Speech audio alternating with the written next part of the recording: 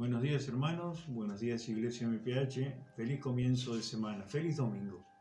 Buenos días familia, es un placer estar nuevamente con ustedes a través de esta red porque aunque no sea presencial, hay algo mayor que esto y es el Espíritu de Dios que nos une y el amor del Señor que permanece para siempre entre ustedes y nosotros, entre nosotros el pueblo de Dios. Así es, y para entrar en el tema nos gustaría, mirando y viendo y viviendo las circunstancias de este tiempo, hacernos una pregunta. ¿Por qué debemos atravesar el valle de sombra y de muerte? Como lo dice el Salmo 23. Muchas veces para muchos sigue siendo una incógnita del porqué de este desierto. ¿Por qué las tribulaciones? ¿Por qué los problemas? Pero vamos a ver si Dios nos permite compartir con ustedes que el desierto en la vida de cualquier persona cristiana es necesario, porque dice el dicho que del desierto sale lo mejor y lo peor de cada uno, pero el desierto para nosotros debe ser un tiempo de preparación. Y un tiempo de milagros, es verdad. Nadie quiere entrar en el desierto. Y si vemos la historia, ¿no es cierto?, del pueblo de Dios, lo difícil que fue transitarlo. Pero allí es donde se produce, como bien decía el pastor, los milagros, las transformaciones y los cambios necesarios. Es un proceso necesario. Así es. Y bueno, lo que podríamos definir en este día sería el camino al conocimiento pleno de Dios. ¿Qué es lo que debemos transitar? ¿De qué manera lo debemos transitar? Porque hay un proceso en todo esto que empieza por el creer. Y el creer, dice la palabra de Dios, dice la Biblia, que es al escuchar la palabra de Dios. Por eso se nos ha dado a conocer a nosotros, por misericordia de Dios, todos los secretos del reino de Dios, los secretos y los misterios del reino de Dios, porque dice la palabra que a nosotros nos es dado. Hay muchos que lo escuchan, hay muchos que transitan esta vida y no logran encontrar este camino. Pero para nosotros, por misericordia de Dios, Él se acercó y nos puso en este derrotero de victoria al conocer a nuestro Señor Jesucristo como el hacedor de nuestra fe y el salvador de nuestras vidas. Es decir, este camino hacia el conocimiento de Dios es muy difícil, no imposible, pero es muy difícil para los sabios, porque el Señor ha llamado a los sencillos y muchas veces hace la comparación con los niños, ¿no? Con esa mansedumbre de niños para poder conocer el pensamiento de Dios, la voluntad de Dios y seguirlo. Así es. Y nada mejor que para ver esto como tránsito, como camino, como propósito, tomar la vida de Moisés. Moisés estando en Egipto, ustedes ya conocen la historia, cómo él se desarrolló al lugar que llegó, cómo llegó, pero luego de toda esa vida en esa corte tan maravillosa que era Egipto en esa época, realmente tuvo que escapar de Egipto. ¿Y dónde tuvo que ir? Al desierto.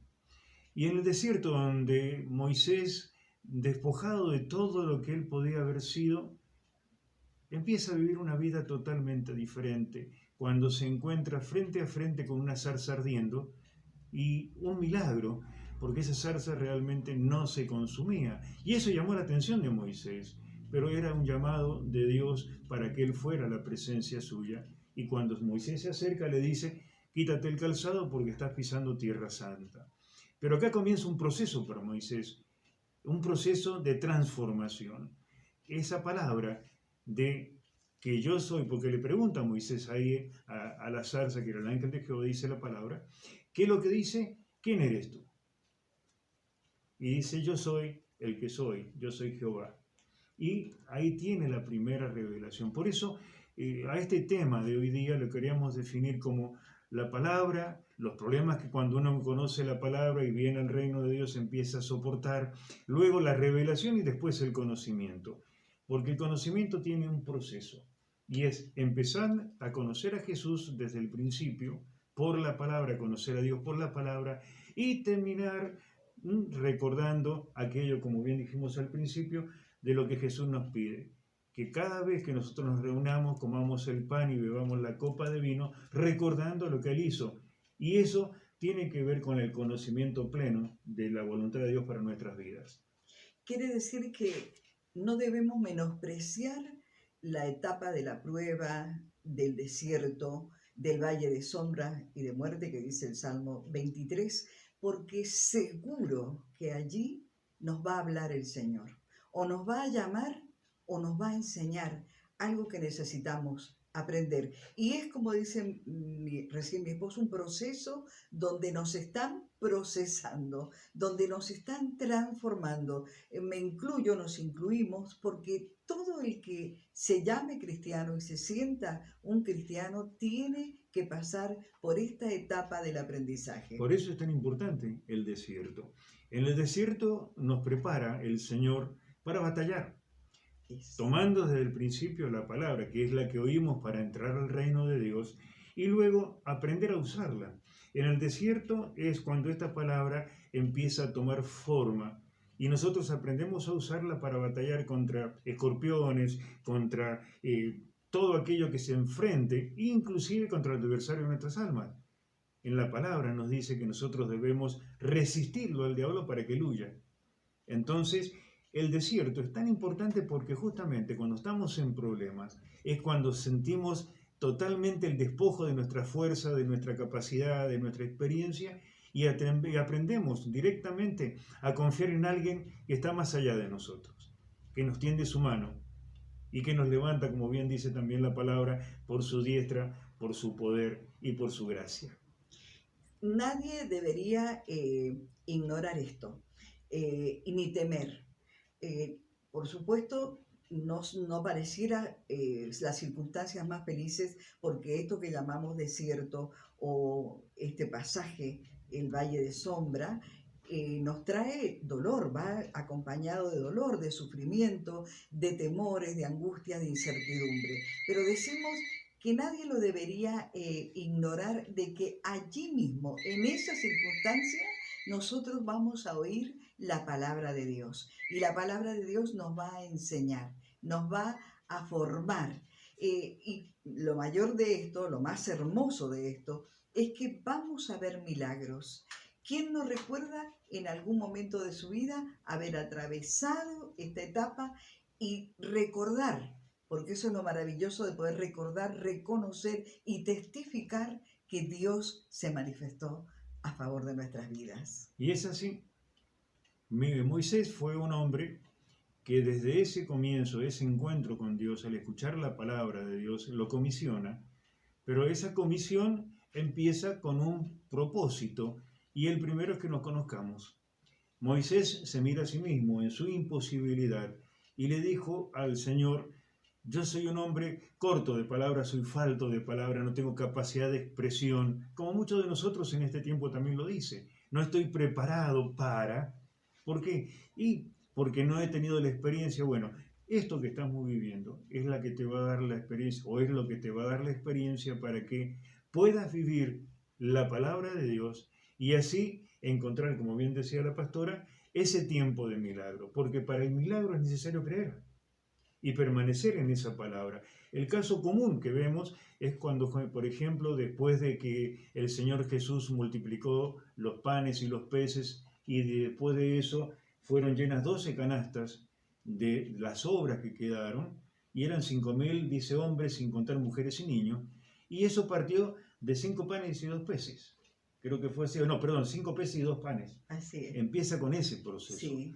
Pero después de esto hay un hecho que dice que Jesús aparece a sus discípulos en medio de una aparente gran tormenta que se levantaba, muy fuerte viento, y Jesús aparece a ellos, o se le aparece, caminando sobre el agua. Ellos creían, dice la palabra, que era como un fantasma, pero Jesús se revela a ellos nuevamente y les dice: no tengan miedo, soy yo. Esa es una parte de la revelación. Dijimos palabra, revelación, y en medio de ellos la tribulación, el problema. O sea, que a la revelación lo que antecede generalmente es una dificultad. Para que nosotros tengamos pleno conocimiento de Dios, no es fácil, sino atravesamos este desierto, y a través del desierto encontramos nuestra soledad, pero sí encontramos la presencia también del Señor a nuestro lado. Aquí hay algo importante. Y es que a digamos, esa revelación del yo soy, no tengan miedo, Pedro se afirma en algo y le pregunta al Señor, si eres tú, Señor, ¿por qué no pides que ande, o sea, que baje de la barca y vaya a ti sobre el agua? Y le dijo, Pedro, ven. Y Pedro, escuchando ese llamado, escuchando esa voz, escuchando ese tiempo, ¿qué es lo que hace? Se baja de la barca y empieza a caminar sobre el agua. Y acá viene otra enseñanza también con esto. Y es que cuando Pedro baja del agua, o sea, baja de la barca y empieza a caminar sobre el agua, mirando a Jesús, dice que se da cuenta aparentemente de lo que estaba sucediendo a su alrededor y tuvo miedo. Y cuando tuvo miedo empezó a hundirse. Acá, ¿qué me enseña la palabra? Que realmente lo que está sucediendo es, primeramente, que yo escucho la palabra, la pongo a funcionar, pero para permanecer caminando en el milagro, debo nunca apartar la vista mía de la presencia del Señor. Debo mirarlo a Él. Por eso dice, mirando a Jesús, puesto los ojos en Jesús, autor y consumador de la fe. Viendo todo el pasaje histórico de Moisés como libertador, seguramente en el desierto tomaron muchísimas lecciones, pero no todos siguieron mirando al líder, mirando hacia adelante, hacia la meta. Esos se quedaron. Pero los que soportaron la prueba, aquellos que vieron los milagros y no se olvidaron, porque mirad si vieron milagros portentosos a través de la salida de Egipto, por el camino hacia la tierra prometida, pero solamente un remanente que permaneció en la palabra, que soportó la prueba, que aprendió de esas enseñanzas, llegó a la tierra prometida. Y como en este caso habían visto un milagro, allá hablando del Nuevo Testamento, como el Señor multiplicó los panes y los peces, un gran milagro donde era imposible para el hombre alimentar a tantas personas. Aún así, estos discípulos que le seguían y que veían estas cosas, Pedro mismo, como ejemplo tipo de lo que somos a veces, dudaba de que era Jesús el que lo llamaba y sacó la vista de Jesús cuando andaba en el agua. Miren qué importancia tiene el permanecer, el seguir creyendo en aquel que nos llama, en aquel que nos ha hecho atravesar alguna vez una prueba y recordar, el Señor me libró, el Señor estuvo al lado mío, Él me proveyó. La importancia que tiene de recordar para poder profundizar en el conocimiento del que nos ha llamado. Eso es revelación. Así es. Y en Juan hay un hecho concreto. En Juan, el Evangelio de Juan capítulo 6, léanlo del 22 al 26, en donde hay un hecho concreto. Cuando Jesús dice, se llama el título de todo este texto, Jesús el pan de la vida, dice que la multitud al día siguiente se había quedado del otro lado del mar y se dio cuenta de que allí no había más que una barca y que Jesús no había entrado en ella con sus discípulos, sino que sus discípulos habían ido solos. Todo esto es un proceso. Ellos estaban del otro lado, los discípulos estaban del otro lado, pero la gente buscaba a Jesús. Ahora, qué importante lo que dice el versículo 26. Dice, Jesús les respondió, porque ellos le preguntaban, Señor, ¿dónde has estado que te estuvimos buscando? Y Jesús les respondió y dice, en verdad les digo que me buscan no porque hayan visto señales. Ellos se dieron cuenta de esta multiplicación y quizás los discípulos estaban embotados, todavía dice la palabra. Dice, sino porque habéis comido los panes y se han saciado. O sea, no lo buscaron a Jesús por lo que era, sino lo buscaron porque como habían comido, se habían llenado el vientre y estaban saciados. Esto es porque esta gente no tiene revelación, pero a nosotros nos viene esa revelación a través del conocimiento de Jesús. ¿Y qué es lo que dice el Señor? Dice, ustedes que deben estar trabajando, háganlo por aquellos que no perecen, no por lo que perece y están todos los días a nuestro lado, por decirlo así, sino que deben, digamos, luchar y deben trabajar por aquellos alimentos que no perecen, sino que nos llevan a una vida diferente, a una vida, como bien dice la palabra, para vida eterna. Y eso que yo se los daré. Amén. O sea que cuando nosotros entendemos que Jesús es nuestra principal revelación de Dios en nuestras vidas, ¿qué es lo que hace? Él dice que nos va a dar de ese pan de vida para que vivamos, para que podamos vivir para vida eterna. trabajar para una vida eterna. Es decir, que aquellos que habían recibido ese tremendo milagro de la multiplicación de panes y peces estaban saciados, entendían de dónde procedía ese milagro, pero no venían con revelación, no habían tenido la revelación de quién era. Por eso, una vez que pasamos las pruebas y vemos los milagros, porque el Señor se manifiesta a favor de nuestras vidas, no lo seguimos por los milagros a Jesús. Mire qué tremendo lo que estoy diciendo. No lo seguimos por los milagros ni por los beneficios. Lo seguimos porque lo amamos. Porque el amor de Dios empieza a movernos, a buscarlo y a seguirlo y a serles fiel. Le somos fieles a Dios cuando tenemos revelación.